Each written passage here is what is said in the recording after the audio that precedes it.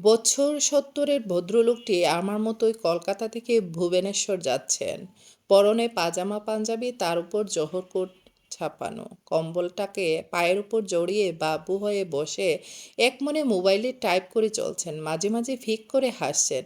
বেশ কয়েকবার আমার দিকে তাকিয়ে কী যেন দেখলেন। আমার মোবাইলে মনোনিবেশ করলেন। কেন জানি না, সেদিন সেকেন্ড এসি ওই কামরাটি বেশ ফাঁকাই ছিল। ঠান্ডা একটু বেশিই লাগছিল। রাত তখন 11টা হবে। বাকিরা সবাই মোটামুটি ঘুমের দেশে পাড়ি দিয়েছে বা দেবে দেবে করছে। রাত 1টার আগে আমার ঘুম আসবে না, তাই আমি চাদরটা সারা গায়ে জড়িয়ে মোবাইলটাকে নাড়াচাড়া করছিলাম। ভদ্রলোকটি চোখ থেকে হাই পাওয়ারের চশমাটা খুলে আমার দিকে তাকিয়ে জিজ্ঞেস করলেন, কি ঠান্ডা লাগছে মাই সন? ভদ্রলোকটিকে দেখে আমার শিক্ষক বা প্রফেসর মনে হচ্ছিল। বেশ একটা পার্সোনালিটি তার সারা শরীরে ভাষায় প্রকাশ পাচ্ছিল। তার উপর ওনার মুখে মাইসন কথাটি শুনে আমি একটু নড়েচড়ে বসলাম। বললাম, তা একটু লাগছে। ভদ্রলোকটিকে বললেন, এক্ষুনি লাস্ট কফিওয়ালা উঠবে, একটু কফি খেয়ে নাও, দেখবে ভালো লাগবে। ঠিক তাই দুজনেই কফি নিয়ে বসলাম। একে একে দেয়ালো অতি পরিচিত কিছু প্রশ্ন।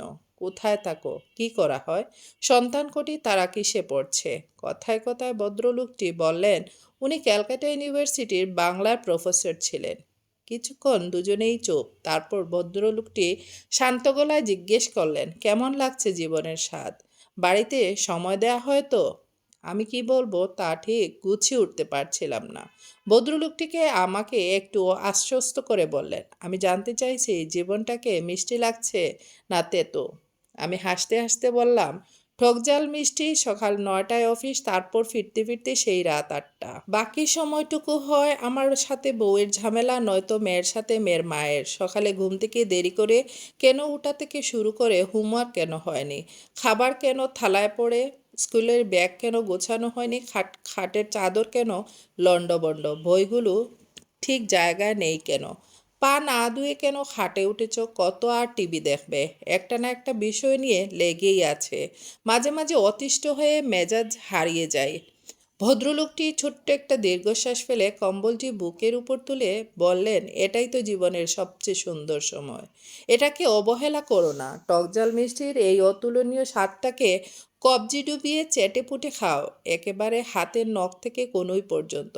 একটা সময় আসবে যখন ঘরে ঢুকে দেখবে চারদিক নিঃশব্দ, বিছানার চাদরটা টান টান করে পাতা, মা মেয়ের প্রতিদিনের খণ্ডযুদ্ধ কেন কোনো এক অলৌকিক ইশারায় চিরতরে অবসান ঘটেছে। মনে হবে চাদরটা দুহাত দিয়ে আবার লণ্ডভণ্ড করে অপূর্ণ যুদ্ধের ধামামা বাজায়।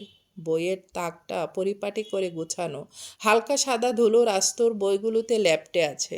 মনে হবে সব বইগুলো পরিষ্কার টেবিলটার উপর আছড়ে ফেলে অসমাপ্ত অঙ্কগুলোকে ছোট ছোট হাত দুটো করে ধরে আর একবার কষায়। সব কিছু ঠিকঠাক, কিন্তু চারিদিক মরুভূমির নিঃসঙ্গতা। সন্তানের পরিচিত গন্ধকে একটিবার পাওয়ার আশায় এগোর ওগর শুধু ঘুরপাক খাওয়া। বাড়ি থেকে বেরোবার সময় পেছনে নড়বে না কোনো আদুল হাতের টাটা। টিভিটা আপন মনেই চলতে থাকে, কেউ কেড়ে নেয় না রিমোটটা অযথা বাহানায়। খাবার টেবিলে শুকনো থাকে এঁটো হাত, কেউ ছোবল দেয় না। আর ডিমের কুসুমে মোবাইলের ওপারে আদরে আওয়াজ প্রতিদিন থেকে প্রতি সপ্তাহে থেকে প্রতি মাসে গিয়ে ঠেকবে। দুদিনের জন্য আসবে, যাবার সময় ব্যাগের ভেতর দিয়ে যাবে হাঁটি হাঁটি পা পা থেকে একটু একটু করে গড়ে তোলা সব স্বপ্ন।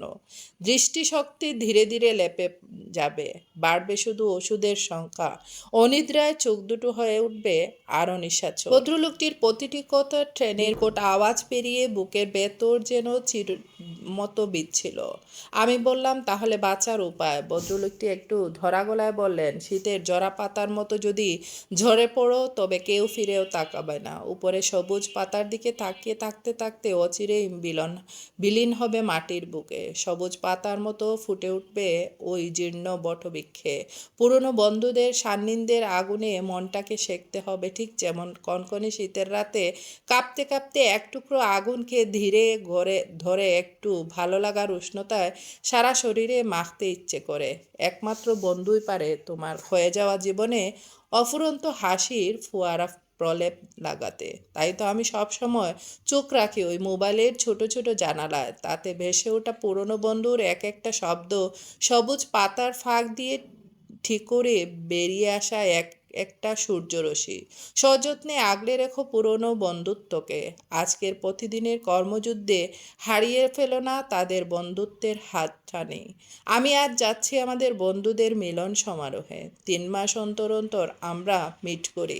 দেশের বিভিন্ন প্রান্ত থেকে আমাদের বন্ধুরা আসে। গান বাজনা হাসির কোলাহলে ডুবে থাকি দুদিন। খুঁজে পাই বেঁচে থাকার অক্সিজেন। পরদিন ভোরবেলায় যখন ভুবনেশ্বর স্টেশনে নামলাম, দেখলাম গোটা 15-17 বছরের যুবক ভদ্রলোকটিকে ধীরে ঘিরে ধরেছে। হাসতে হাসতে তারা এগিয়ে চলছে নতুন ভুবন গড়তে।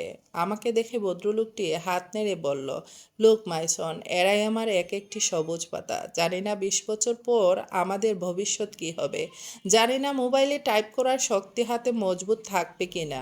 হয়তো ধীরে ধীরে চোখের দৃষ্টি আবছা হয়ে আসবে। গ্রুপে গানের আসর হয়তো তখন একই রকম ভাবে জমে উঠবে। কিন্তু হঠাৎ করেই বেইমান হয়ে উঠবে আমার শ্রবণ শক্তি। আস্তে আস্তে শীতল হবে আমার স্মৃতিশক্তির বাঁধন। তবুও থেমে যেন না যায় বন্ধুত্ব।